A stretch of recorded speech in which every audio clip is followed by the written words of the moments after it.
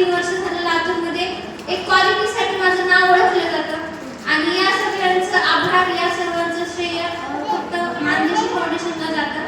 कारण मला काहीतरी करायचं होतं, जिद्द होती करण्याची, परंतु दिशा सापडत नव्हती आणि तो मार्ग मला सापडला फक्त मानदेशी फाउंडेशनमधनं. आणि आपल्या सर्वांची